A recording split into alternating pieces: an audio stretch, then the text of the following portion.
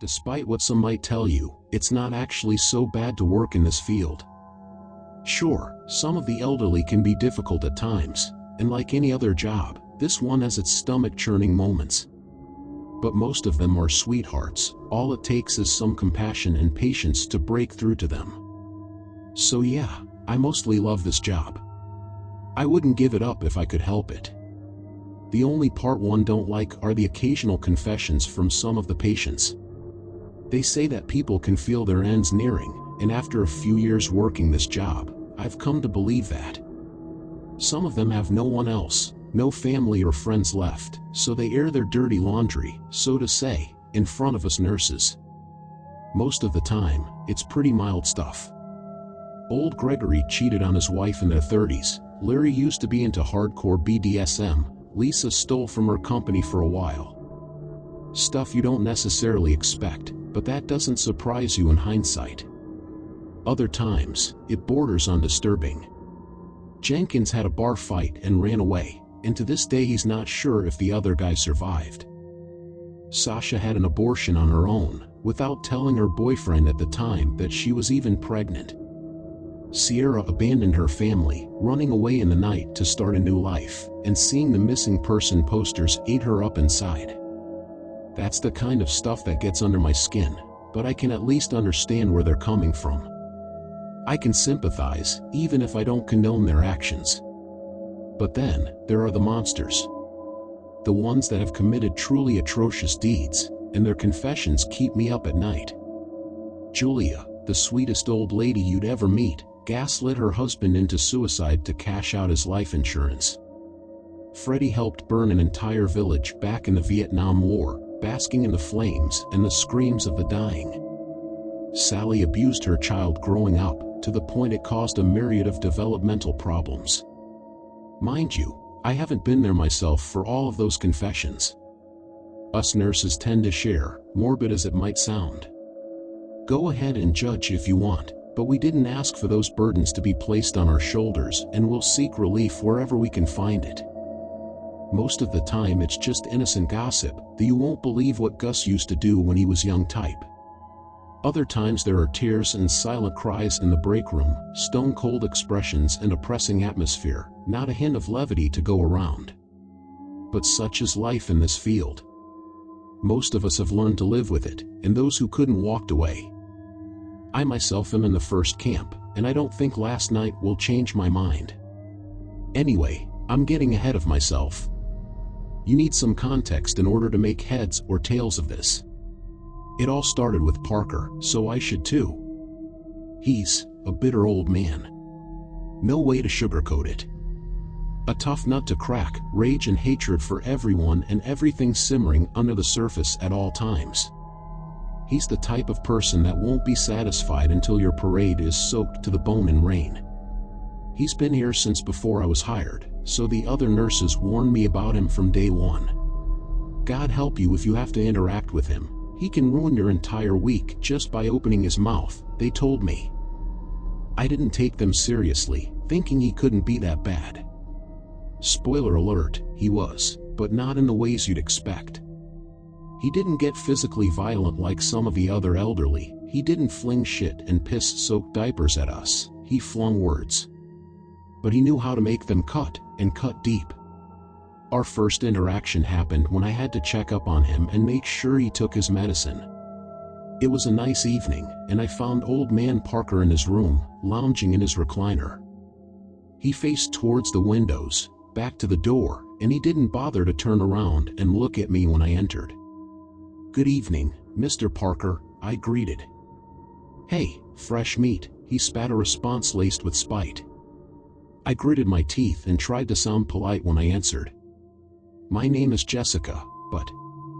"Fresh meat," he interrupted me. "You won't last a month, so I won't bother learning your name. Now why are you here, fresh meat?" I told him why, and he pointed at the empty pill bottle on the nightstand next to him. Then he returned to staring out the window at the sunset without another word, so I took my leave. That was how the first 3 weeks went by. I went over to his room for this or that, he made some snide remarks to insult me, and I held my tongue. It was clear he didn't want anyone around, especially me. But I was never a quitter, and I wasn't about to bend the knee to some old fart with a vendetta against happiness itself. "You still here?" he asked on the 4th week when I passed by his room to change his bedding. "My God, woman, you're about as smart as you're pretty." He was in his recliner again. Most of his evenings and nights were spent there. By day he'd be outside, or in the common area, terrorizing everyone he happened upon. But as soon as dusk approached, he'd retreat to his room and peer out the window until he fell asleep in the recliner. I ignored his remark, approaching the bed with a fresh set of sheets and pillowcases. "What? Did you swallow your tongue? Forget how words work." He kept pestering me. I took off the old sheet and discarded it on the floor, even though it wasn't all that dirty. That wouldn't be a big surprise. Honestly, the only thing surprising me is that you learned to speak in the first place. Now, I don't recommend doing what I did. Reacting like I had. At that point, I should have thrown in the towel and walked away. But I didn't. After 2 weeks of abuse like that on the daily, I snapped. I threw the fresh sheets haphazardly on the bed and stomped over to his recliner. "Listen here, you shriveled up ballsack," I went off on him. "I don't know what your problem is, but I don't need this kind of treatment in my life. I'm not surprised that your family left you. With an attitude like that, I'd have dropped you at a care home first chance I got as well." I hurled insult after insult at him, digging deep to dredge out the nastiest side of me. Fully expecting Parker to go off on me in return, but instead he stood there and took it all. With each colorful word leaving my mouth, the corners of his lips pulled a little further up, into a satisfied grin. I only stopped when I ran out of breath, and he waited a moment to make sure I was done. "What did you say your name was again?" he asked. "Jessica." "Jessica," he repeated, letting each letter roll off his tongue. "Tell you what, I like you." And that was that. He returned to staring out the window, and I was able to carry out my work in peace. I regretted the outburst for a while, feared that it would somehow come back to bite me in the ass and get me fired, but Parker didn't tell anyone. It was our little secret. Every day after that, he'd grin when he saw me. He still gave me lip, but it was different, more jovial. Not trying to insult me and drive me away, just to tease me. But I could work with him without breaking down into tears afterwards, so I took my win. After a while, I started teasing him back. He'd call me his insult of the day. I called him mine. We'd laugh it off and move on. What I'm trying to say is that we developed this weird bond, and I actually started having fun. I started looking forward to it. We didn't talk about anything else. I didn't know the first thing about him and he didn't know the first thing about me, but in my eyes that only added to the charm. Life moved on, and before I noticed, I'd been working there for years.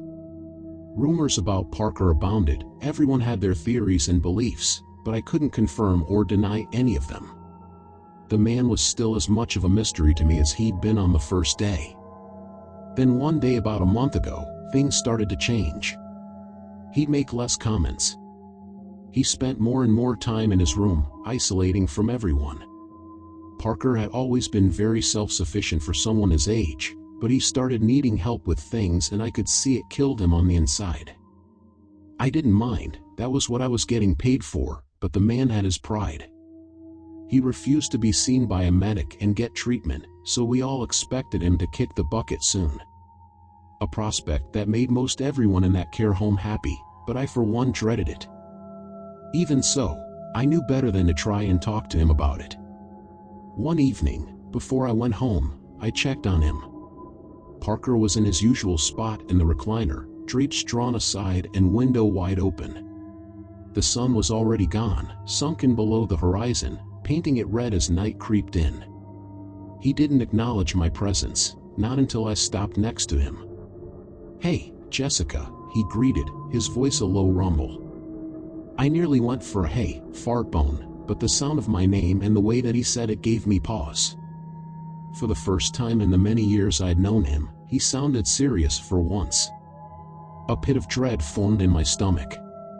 "Everything all right, Mr. Parker?" His lips curled at the corners, pulling his gaunt face into a smile. A dry, raspy chuckle left his throat, but he let my question linger in the air for a long moment. "Going home for the night?" he asked. "Yes." "Could you stay just for a little while longer?" "Of course." I knew what this meant. Parker felt his time was coming, and he wanted someone next to him. I leaned in to take his hand into mine, but a bastard will be a bastard to the very end. He slapped my hand away. So we stood there in awkward silence, watching the night settle outside. "You're the closest thing I have to a friend, Jessica," he said out of the blue. "The closest thing I have to a family." He let out another chuckle, but it sounded sad. God, I'm so pathetic. I put a hand on his shoulder, and this time he didn't slap it away. I had no idea what exactly to say. Parker wasn't one for sappy speeches. So in the end, I went with the truth. Blunt as it was, I figured he'd appreciate my honest opinion. "It's your fault for being a grumpy old fart. You could have had many friends here, so why? Do you have any plans tonight?"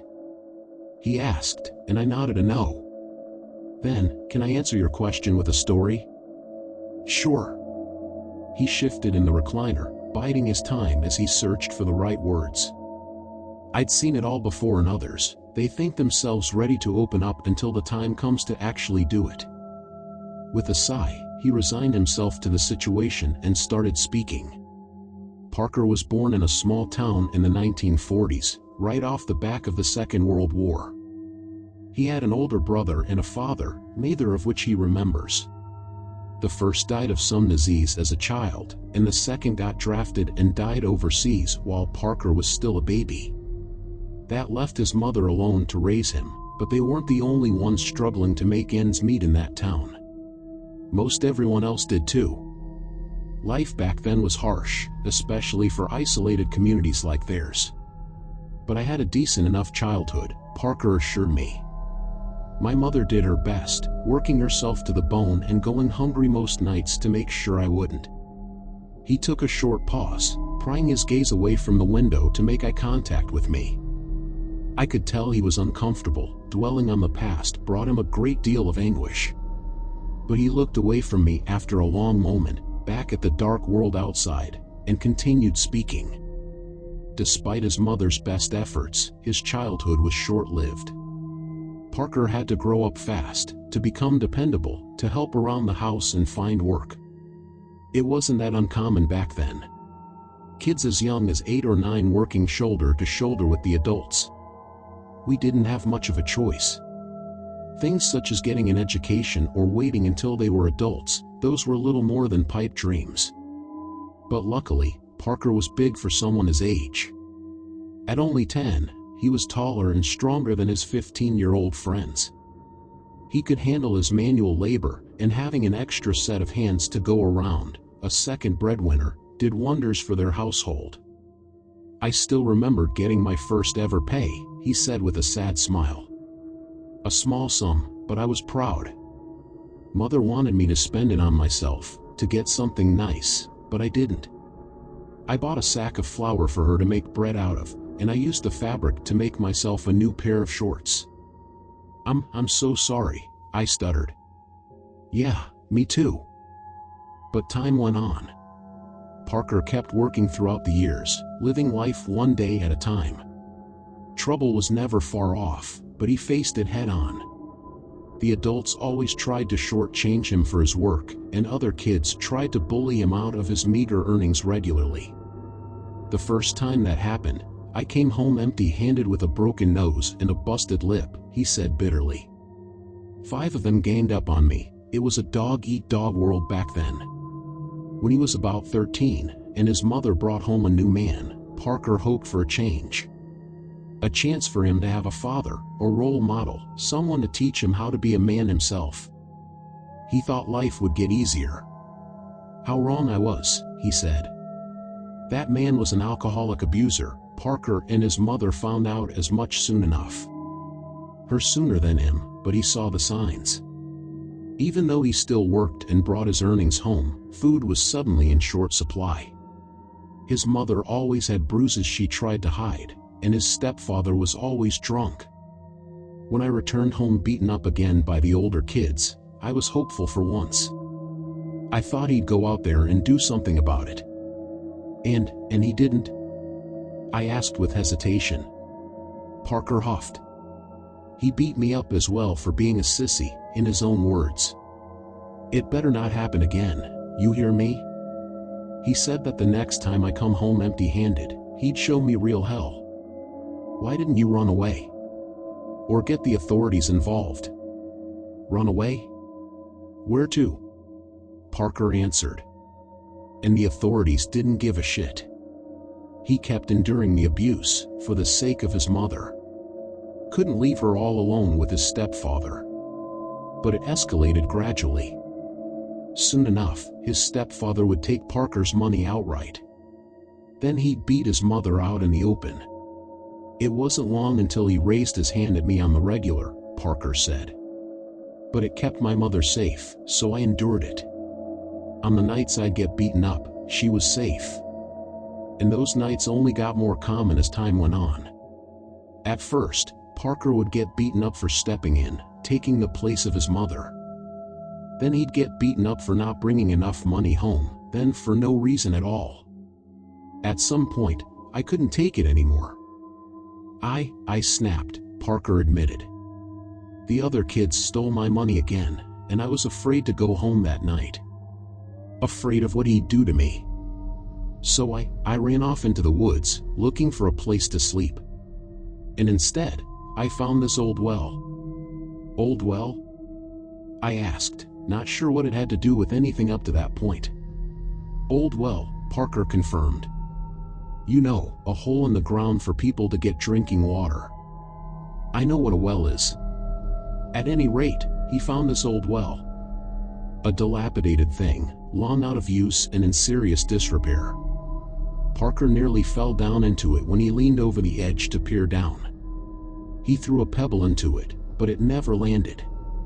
Then he tried spitting into it, and yelling down into the shaft. It echoed for a long time, much longer than it should have. Parker listened in awe as his own voice reverberated from the well for minutes on end, not getting any fainter. But awe aside, it gave him an idea. I didn't like the sound of that. I did end up returning home that night, Parker said. Found him beating up my mother since I wasn't there, and he chased me when he saw me. Parker led his stepfather out of the town and into the woods. Farther away from civilization, deeper and deeper between trees, until he heard the faint echo of the well still calling out. I hid nearby and kept quiet, he said. Waited for him to find the well, and he did. He heard the echoes of my scream, and thought I fell down into the damn thing trying to hide. The asshole laughed about it. His stepfather approached the well and leaned over the edge, still laughing. Did you learn your lesson yet, you damn bastard? Parker imitated him. Little did he know that I did, it just wasn't the lesson he wanted me to learn. Parker burst out from his hiding place while his stepfather was distracted and ran up at him. All it took was a single push, he said grimly. A single push, and he tumbled over the edge. Fell into that abyss head first, screaming all the way to the bottom. From that day onward, the echo of his voice joined mine in the well. The authorities pretended to search for him for a few days, but no one truly gave a shit. He was just an alcoholic bastard, so everyone thought he'd gotten his comeuppance. That he died in a ditch somewhere, or he ran away in search of greener pastures and other people to terrorize. No one suspected us, Parker said. Not my mother, who was too weak to fight back, and they considered me just a kid. No way in their eyes for either one of us to kill an adult man. With him out of the picture though, Parker's life improved somewhat. He still earned a pittance, and the other kids still bullied him, but at least he could rest easy in his own home. I went to that well every day at first, then every other day, then once a week at most. But the screams never stopped, day and night. They got fainter, barely a whisper in the wind, but I could still hear them. Didn't it scare you? It terrified me, Parker admitted, but I also saw the possibilities. That answer terrified me. I contemplated for a moment to call it a night, to put an end to Parker's confession and leave. But I was also curious, for better or worse. Next up were the kids that bullied me, Parker continued. It took me a long time to build up the courage to even consider it, but enough abuse will push reasonable men to unreasonable actions. The gang was 5 members strong, their leader 19 years old and the youngest about Parker's age. The rest were all in between. Starving street urchins, Parker called them, either orphans or with home lives similar to his own that pushed them to run away and brave the world. Except they were lazy, Parker said. They took the easy way out. Stealing, conning, bullying other kids. Like they did to me. The community wasn't happy with them, but they never targeted adults, so they were tolerated. Until they beat up Parker for the 100th time and he decided he'd had enough. I only wanted to get rid of their leader, he said. Thought their little clique would break apart without him, but I couldn't separate them. Parker tried to challenge him to a one-on-one fight outside of town, but he came with the rest of his gang and he was pissed. You could see the bloodlust in his eyes from a mile away. I knew they'd give me hell like never before, so I had no choice. All 5 of them had to go. Parker ran away, and just like his stepfather, they chased him into the woods. He hid near the well again, and when they got closer to inspect the echoing voices, Parker repeated his earlier stunt. I pushed the oldest boy first, he said in a stone-cold voice. Then, before the others had a chance to wise up, I pushed the second oldest as well. The others were smaller, I could take them. They tried to run away, to escape with their lives, but I couldn't let them. Parker chased them down, and he caught up to the youngest first. He tripped the boy from behind and stomped on his knee to break it, then kept going. The second one he grabbed by the shoulders and swung into a tree head first, breaking his neck. I tackled the last one and got him into a chokehold. He kicked his legs, clawed at my arm, tried to bite me a few times. When he realized he couldn't break free, he started pleading, begging for his life. Told me he wouldn't speak a single word about what happened there. He begged like that all the way to the well, until his legs were over the edge. The boy with the broken neck followed, and the one with the broken leg dragged himself quite the distance by the time Parker got to him. But he went through with it, and that night the well gained 5 more voices. Parker stopped his retelling for a moment and stared off into the distance. At first I thought he was either giving me a breather, a bit of time to process what I heard, or that he was searching for words. I looked outside as well, and the silhouette of a tree against the starry night sky shook in the distance. A reverberating scream followed. We don't have much time left, I have to hurry up, Parker whispered. I was frozen by his side as he picked the story back up. In shock, in fear, not knowing what was about to go down or what I should do. I'd witnessed a few confessions by that point, but none came even close to Parker's. He confessed to 6 murders in just as many minutes, and I was sure there'd be a few more by the time he'd be done with me. The guilt ate me up inside, he confessed. I went by the well every single day, fighting back the urge to jump into it myself.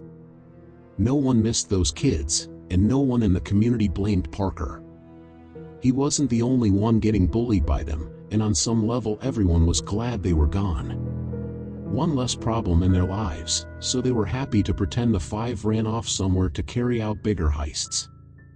I was depressed for years because of it, but I kept telling myself that I had to do it. That my life was better now. Lies I only half believed, but they got me out of bed in the morning. Another tree shook outside, closer to us, but there wasn't a scream this time. Parker flinched visibly. Anyway, the years flew by. People kept leaving the small town, flocking to big cities in search of work. I was one of them. I found this wonderful girl and I left with her. They took Parker's mother as well, and the three of them found work at some factory or another. And for a few years, he thought he'd left the small town and his horrible deeds behind. Until I started hearing screams in the night.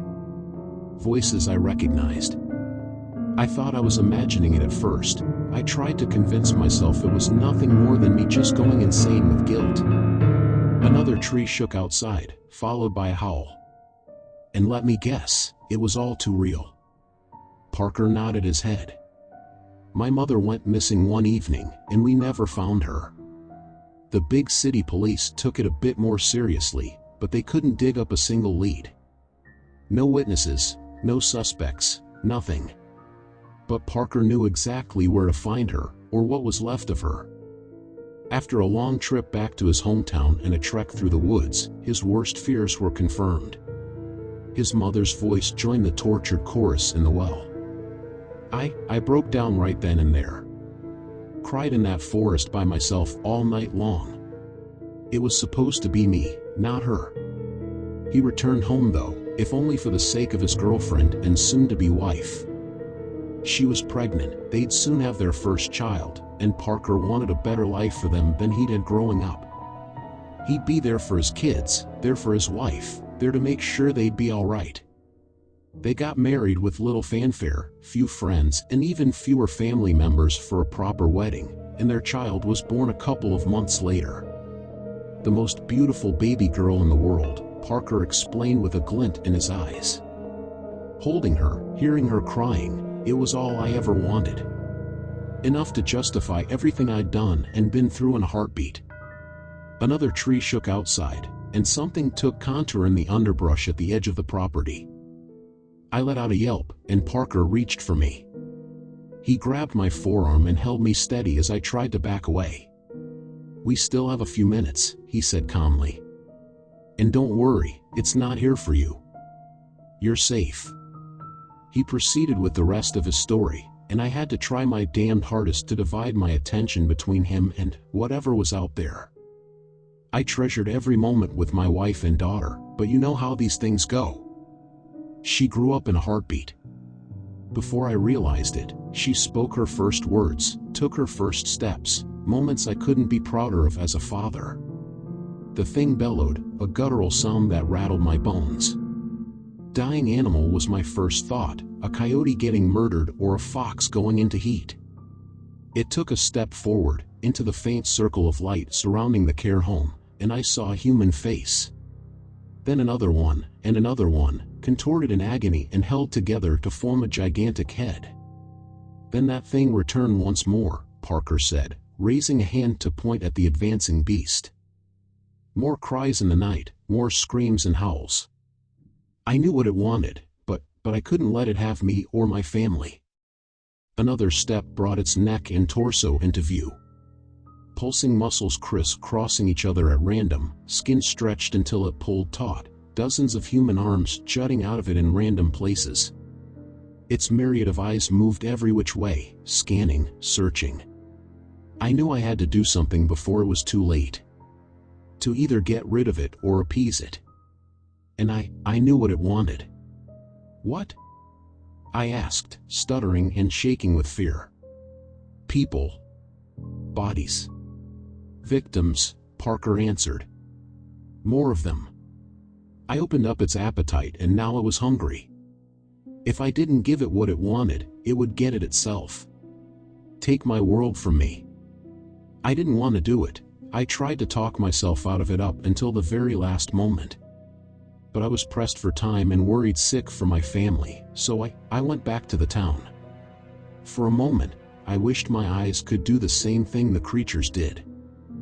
I wanted to turn and look at Parker, to see his face, but I didn't dare take my eyes off of it. Every last muscle in my body was clenched, holding me in place. I was barely able to breathe. It took another step forward, and all of those dead, beady eyes focused. Every last one of them pinned on the window, on the room, on me and Parker. I kidnapped someone," Parker said, his voice fraying into a cry at the edges. "An older man living all by himself. I knew him, knew he'd been a widower for decades, and he knew me. He barely fought back as I tied and gagged him. I expected him to plead as well, like the kids had. I expected him to fight me. But the silence, it was worse somehow. Did he know about that thing? I managed to push out a question. What? No, of course not, Parker answered. He was just old and frail, and he knew he couldn't do anything to stop me. Maybe he'd given up on life long ago, like I ended up doing. I don't know. The rest of the monster came into view as it advanced towards the open window, and there was so much more to it than I expected. So many legs moving haphazardly, slapping the lawn at awkward angles to pull the body along. It felt surreal, like that window was a screen and I was merely watching some cheap horror movie with even cheaper special effects. At night, I dragged the old man out of town and through the woods. I got him to the well, said a short prayer for his soul, and tipped him over the edge. He went down without a sound. The monster stopped a few feet away from the window and craned its head forward. By that point I was pretty much useless, more of an ornament than an active participant. Parker let go of me and moved to get up, failing twice. His old bones were all out of strength, but he still had his determination. The third attempt saw him to his feet, even if a bit wobbly.